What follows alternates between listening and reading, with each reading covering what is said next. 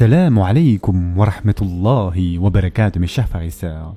La dernière fois, nous avions vu l'importance des récits qui se trouvent dans le Coran et pourquoi Allah Azza wa Jal justement nous parle de ces récits-là. Et donc, après avoir résumé l'histoire des gens de la caverne en quelques versets, Allah Azza wa Jal entre ensuite dans les détails sur la page et demie suivante de la sourate. Ici donc, nous allons voir les versets 13 à 18. Allah Azza wa Jal dit: nous allons te raconter leur récit en toute vérité. Ce sont des jeunes gens qui croyaient en leur Seigneur, et nous leur avons accordé les plus grands moyens de se diriger dans la bonne voie. Nous avons fortifié leur cœur lorsqu'ils s'étaient levés pour dire: notre Seigneur est le Seigneur des cieux et de la terre. Jamais nous n'invoquerons de divinité en dehors de lui, sans quoi nous transgresserions dans nos paroles. Voilà que nos concitoyens ont adopté en dehors de lui des divinités.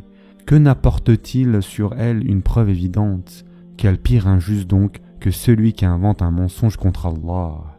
Et quand vous vous serez séparés d'eux et de ce qu'ils adorent en dehors d'Allah, réfugiez-vous donc dans la caverne. Votre Seigneur répandra de sa miséricorde sur vous et disposera pour vous un adoucissement à votre sort. Tu aurais vu le soleil quand il se lève s'écarter de leur caverne vers la droite, et quand il se couche, passer à leur gauche, tandis qu'eux-mêmes sont là dans une partie spacieuse de la caverne. Cela est une des merveilles d'Allah. Celui qu'Allah guide, c'est lui le bien guidé, et quiconque il égare, tu ne trouveras alors pour lui aucun allié pour le mettre sur la bonne voie. Et tu les aurais crus éveillés alors qu'ils dorment, et nous les tournons sur le côté droit et sur le côté gauche, tandis que leur chien est à l'entrée, pattes étendues. Si tu les avais aperçus, certes, tu leur aurais tourné le dos en fuyant, et tu aurais été assurément rempli d'effroi devant eux. Sourate Al-Kahf, verset 13 à 18. Dans le verset 13, Allah Azza wa Jal nous dit: nous te racontons leur histoire en toute vérité, c'étaient des jeunes gens qui croyaient en leur Seigneur et nous avons augmenté leur guidance. Comme nous l'avons vu donc dans l'épisode précédent, l'un des enseignements les plus importants et bénéfiques de ce verset est que lorsque nous faisons preuve de sincérité et d'iman, c'est-à-dire de foi envers Allah Azza wa Jal, il augmente et multiplie cette sincérité de manière abondante. Les gens de la caverne donc voulaient croire en Allah Azza wa Jal, alors il a renforcé leur guidance. Dans le verset 14, Allah Azza wa Jal ajoute: nous avons fortifié leur cœur lorsqu'ils se sont levés et ont proclamé: notre Seigneur est le Seigneur des cieux et de la terre. Jamais nous n'invoquerons une divinité autre que lui. Si nous le faisions, nous proférerions une énormité, c'est-à-dire shatata. Plusieurs éléments apparaissent ici.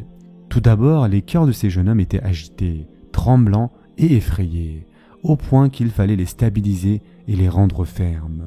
Le Coran ne le dit pas explicitement, mais on comprend par le contexte que leur communauté avait menacé de les tuer. Ainsi, les jeunes avaient besoin d'être apaisés. Alors Allah Azza wa Jal a raffermi et tranquillisé leur cœur. Encore une fois, nous voyons que lorsque nous nous tournons vers Allah Azza wa Jal, il se tourne vers nous. Quand nous prenons la décision de nous lever pour sa cause, Allah Azza wa Jal nous comble de ses bénédictions.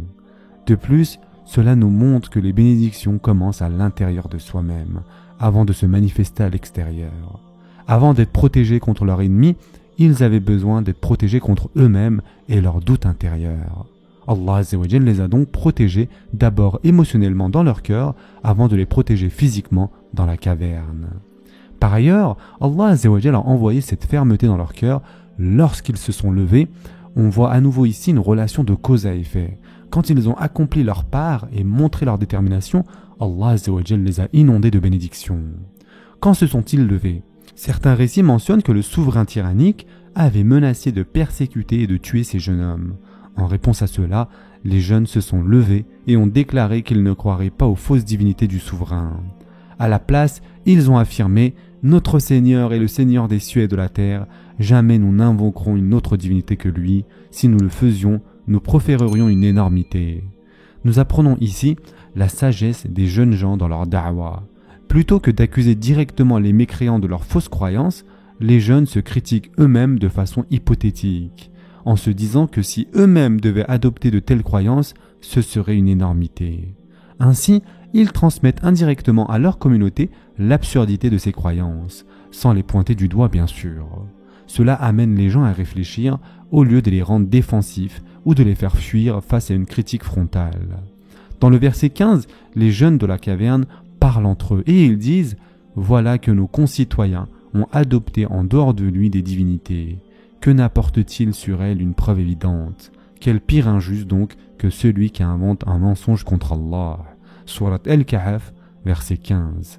Leur communauté s'était convaincue, ainsi que ceux qui les entouraient, de la véracité de leurs fausses divinités. Et le jeune homme s'étonne de leur absence totale de preuves. Or, la preuve en matière de religion est quelque chose qu'Allah Azza wa Jalla a établi et que les livres révélés ont transmise. Cela nous montre que notre religion est fondée sur des preuves. Comme nous l'avons déjà mentionné, parler d'Allah Azza wa Jalla et de l'islam sans connaissance est l'un des plus grands péchés. Ainsi, ces jeunes mettent leur peuple au défi, qu'ils prouvent la véracité de leur idolâtrie, qu'ils présentent des preuves, qu'ils disent qui leur a ordonné cela, quel prophète l'a enseigné et dans quel livre cela a été révélé. Car au final, l'idolâtrie est illogique. Les jeunes ajoutent alors « Qui donc est plus injuste que celui qui invente des mensonges contre Allah ?» Cela inclut ceux qui prétendent qu'Allah Azza wa Jalla aurait des enfants ou que d'autres êtres devraient être adorés à côté de lui. Encore une fois, nous sommes mis en garde ici. Il faut faire très attention à ce que nous disons au sujet d'Allah Azza wa Jalla et de sa religion. Car lorsque nous parlons en son nom, Allah Azza wa Jalla observe attentivement nos paroles. Le verset 16 décrit alors le départ des jeunes hommes. « Et quand vous vous serez séparés d'eux et de ce qu'ils adorent en dehors d'Allah, réfugiez-vous donc dans la caverne. Votre Seigneur répandra de sa miséricorde sur vous et disposera pour vous un adoucissement à votre sort. » Surat Al-Kahf, verset 16. Ici, Allah Azza wa Jalla mentionne que les jeunes hommes se sont séparés de leur communauté. Cela nous amène à une question intéressante. Quand faut-il se détacher de sa communauté? Après tout, le prophète sallallahu alayhi wa sallam n'est-il pas resté à la Mecque pendant 13 ans malgré toutes les persécutions? Est-il préférable de rester au sein d'une communauté égarée ou de s'en éloigner? Ce sont vraiment des questions intéressantes, n'est-ce pas? Nos savants disent que de manière générale, il faut rester dans sa communauté tant qu'on peut lui être bénéfique et lui transmettre le message. Mais quand la situation change, que la pratique de la religion est menacée et que l'on n'a plus la liberté d'adorer Allah Azza wa Jalla correctement et que sa vie est en danger à cause de cette adoration, alors il est préférable de quitter sa communauté. Au final, chaque individu doit évaluer sa propre situation. Notre prophète sallallahu alayhi wa sallam est resté à la Mecque aussi longtemps qu'il pouvait prêcher le message. Mais lorsqu'ils ont commencé à le persécuter et qu'ils ont menacé de mort lui et les musulmans, il a émigré vers Médine.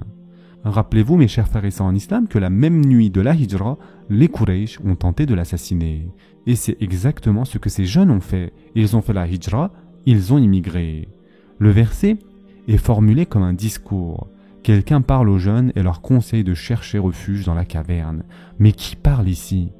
Une opinion est que c'est l'un des hommes plus âgés du groupe. Une autre opinion est que c'est Allah Azza wa Jalla lui-même qui les guide, pas nécessairement par une parole directe qu'ils entendent, mais par un moyen qu'ils comprennent et appliquent. Ceci est similaire à ce qui s'est produit avec la mère de Moussa alayhi salam. Elle a ressenti dans son cœur qu'elle devait placer le bébé Moussa alayhi salam sur le fleuve. Aucun ange ne lui est apparu pour lui dire quoi que ce soit. Le mot arabe pour cela est ilham, c'est-à-dire une inspiration indirecte, par laquelle Allah Azza wa Jalla nous guide vers une action, mais sans révélation directe, d'accord, sans wahi, comme pour les prophètes. Dans ce cas, si c'est Allah Azza wa Jalla qui parle, cela s'aligne parfaitement dans les versets précédents, car dans les versets précédents, les jeunes ont invoqué Allah Azza wa Jalla pour qu'il leur accorde une subsistance et sa miséricorde. En effet, souvenez-vous, quand les jeunes se furent réfugiés dans la caverne, ils dirent « Ô notre Seigneur, donne-nous de ta part une miséricorde et assure-nous la droiture dans tout ce qui nous concerne. » Surat Al-Kahf, verset 10. On va s'arrêter ici pour aujourd'hui, on reprendra directement à ce verset-là la prochaine fois.